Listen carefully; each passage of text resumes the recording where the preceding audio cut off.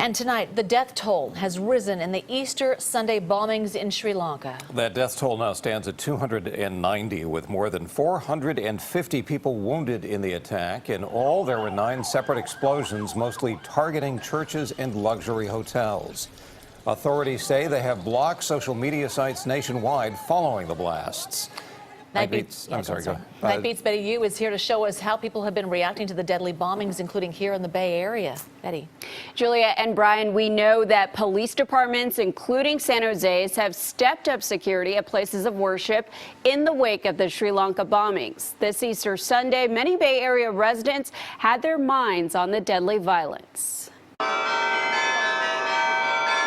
At Grace Cathedral in San Francisco, the victims in the Sri Lanka blasts weighed heavily on the hearts of worshipers. To go somewhere expecting brotherhood and togetherness, and then just to be destroyed like that is, yeah, it was horror. If we might turn our hearts. Service began with a moment of silence.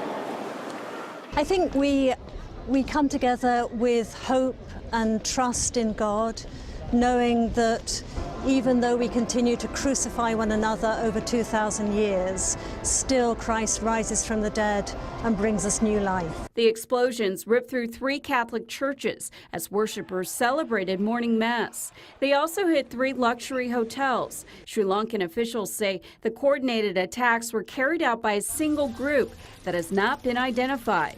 More than a dozen suspects are being held in connection with the suicide bombings. The country is still recovering from a long and bloody civil war. During the 30 years of civil war, we had lots of explosions in Colombo. We are used to our airport getting blown up and the central banks, things like that.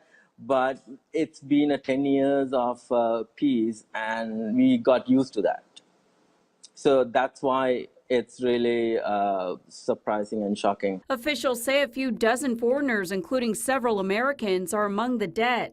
At the end of his traditional Easter Sunday blessing, Pope Francis denounced the violence. House Speaker Nancy Pelosi tweeted, "Today's heartbreaking attacks in Sri Lanka come as the country has worked hard to build a common future after years of war. Our thoughts are with the injured and the families of those killed in today's Easter Sunday attacks." Sri Lanka is about 70% Buddhist. Scattered incidents of anti-Christian harassment have happened in recent years, but nothing on the scale of what happened Sunday. Sri Lankan officials say religious extremists were behind the attacks. Juliet? Thank you, Betty.